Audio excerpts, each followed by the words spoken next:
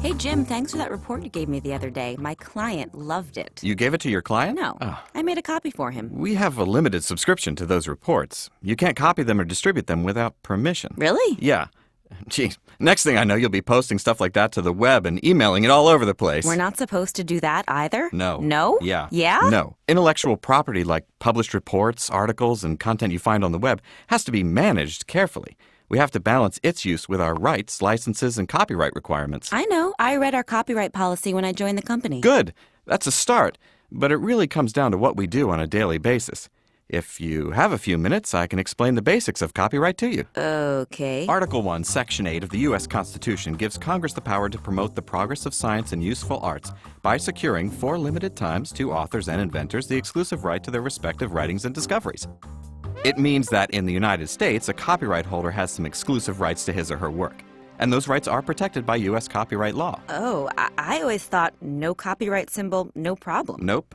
Copyright is automatic. As soon as something is captured in a fixed format, such as being written down or recorded, it is protected by copyright. Neither registration or publication are required, nor is the use of the copyright symbol, although it's a good idea to use the copyright symbol as it reminds people that the work is protected by copyright. So what are the copyright holders' rights? Copyright holders have the exclusive right to copy, distribute, perform, and display their work, and the right to create a derivative work like when a book is made into a movie. This is why you may need permission if you want to email a research report to your project team or a customer, post an article or a report on a company wiki or an intranet site, reprint articles in a company newsletter, post a news story about our company on our website, or make a photocopy of a newspaper article to hand out at a meeting. Really? For everything? Well, a lot of things, such as books, magazine and online articles, songs, screenplays, choreography, photos, artwork, podcasts, and software. They're all protected by copyright. But not everything.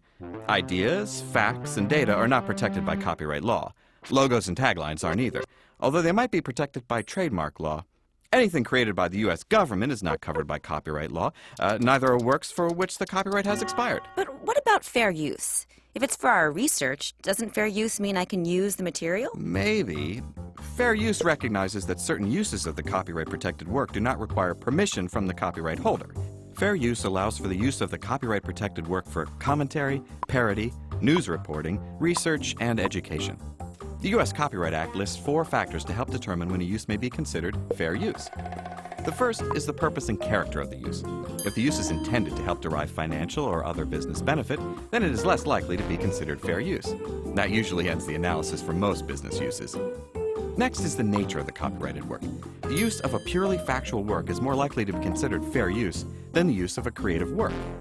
Third, an evaluation of the amount and substantiality considers how much of the work was used. Even a small portion may be too much to qualify as fair use if what is used is the heart of the work.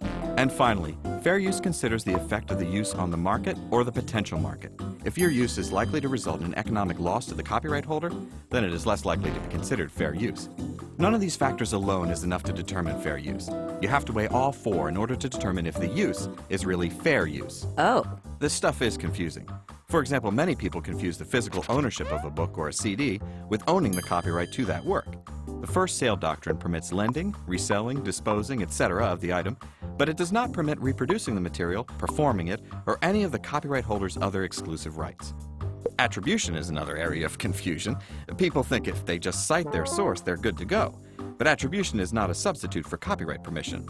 If the work is protected by copyright, you must obtain permission from the copyright holder or their agent in order to use it. And lots of people confuse the legal concept of the public domain with the fact that a work may be publicly available, such as information found in books or on the internet. The public domain comprises all those works that are either no longer protected by copyright or never were. Oh, I see. Most people do not intentionally violate copyright law. Like you, they are simply unaware of their responsibilities as they go about their everyday activities, which often involve the use and distribution of published information. Is this a big problem? Imagine millions of employees moving billions of documents around the world with no idea what their copyright responsibilities are. It kills me. I guess it is a big problem. But does it really matter? I mean, who's gonna know? It matters, for many reasons. First and foremost, it's the law. It's unlawful to infringe on the rights of copyright holders. They can sue for damages or to recoup lost profits as a result of infringement, which is costly and, well, it looks bad for the company. It's also a matter of ethics.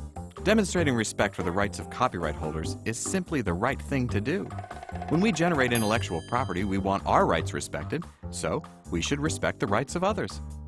And finally, copyright ensures the continued availability of the high-value material we rely on. Our needs are served by copyright holders' information development, and the royalties we pay fuel further development. Very interesting. So, what do we do when we want to use copyrighted information? I'm always here to help, but the best advice I can give you is know the facts, remember your responsibilities, and when in doubt, get permission.